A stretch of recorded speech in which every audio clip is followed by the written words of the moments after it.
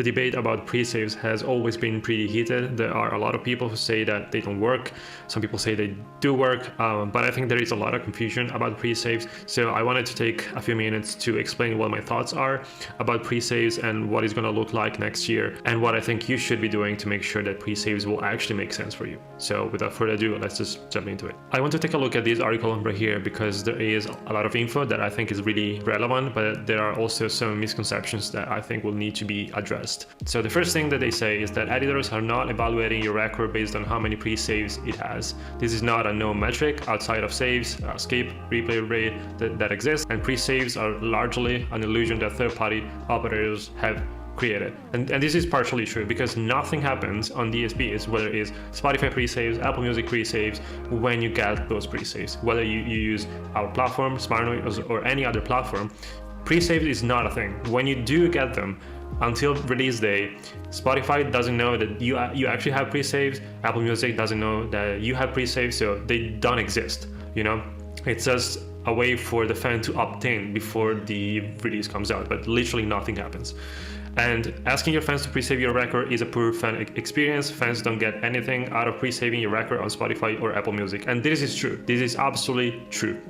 And I think this is where the main misconception is, because artists, labels simply think that they can say, hey, there is this new release, go and pre-save.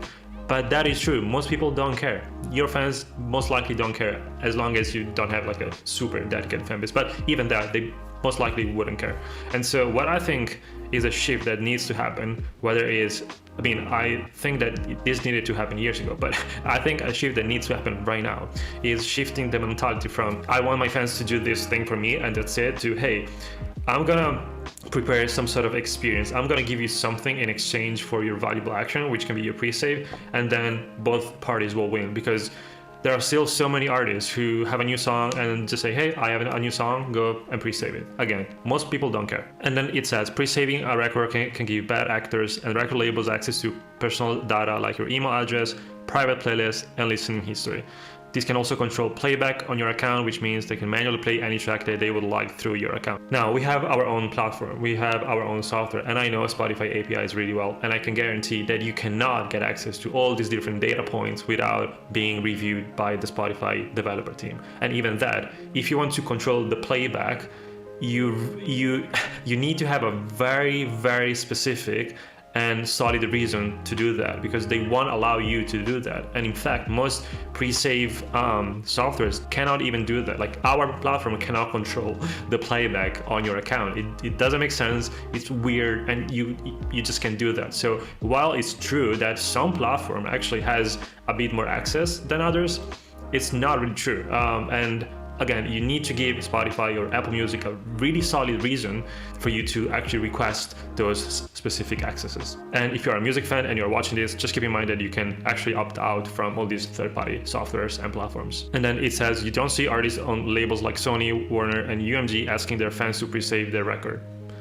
We actually have clients from these labels, and they are doing it. But I think here's the thing. I think we need to change from, hey, we have a new song, go and pre-save, to make it more like an experience. Because if you do it and you give your fans a solid reason to do it, then they are way more likely to actually do it.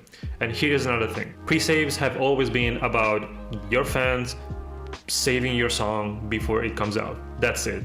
But like my friend Anthony from Simple states in this very in-depth article, it's not just about the pre-save. It is true that before release date, there is no way for anybody to know how many pre-saves you're getting, and therefore, until your song comes out, it just makes no sense. So what I think you should be looking at is to collect your fans' emails with their permission, which softwares like ours actually ask your fans permission to do that. So you can collect the fans' email, and then you can gain more followers on Spotify, which is actually a pretty useful metric, because in case that you didn't know, the more followers you have, the more plays you can get from Release Radar when there is a new song that comes out. So followers are actually important, and they are usually embedded within the pre-save action, at least in our platform, SmartNoise, they are. And so you would also be getting those. So it's not just about the save before the song comes out.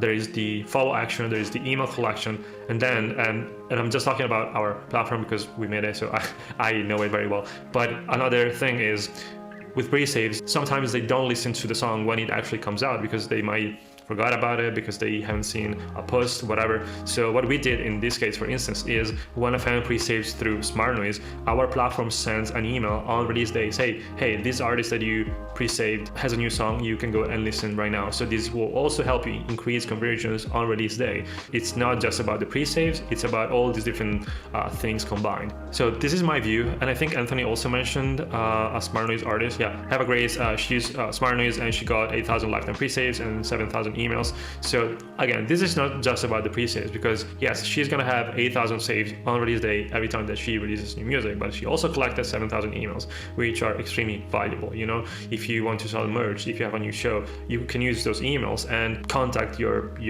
fan base. So again, this is super valuable. And I also want to cover another point which is not covered in this article, which is a huge problem with pre-saves, or at least that was a problem. So most of your fans don't remember their email and password that they use to log into Spotify. So what we did is, with Spotify pre-saves, your fans will be automatically authenticated and logged into their Spotify account, so they don't need to remember their email and password. So you can see more pre-save conversions, therefore you will get more Spotify followers, you will get more fans emails, and you will get more conversions on release day as well. So I thought that was pretty important to mention as well.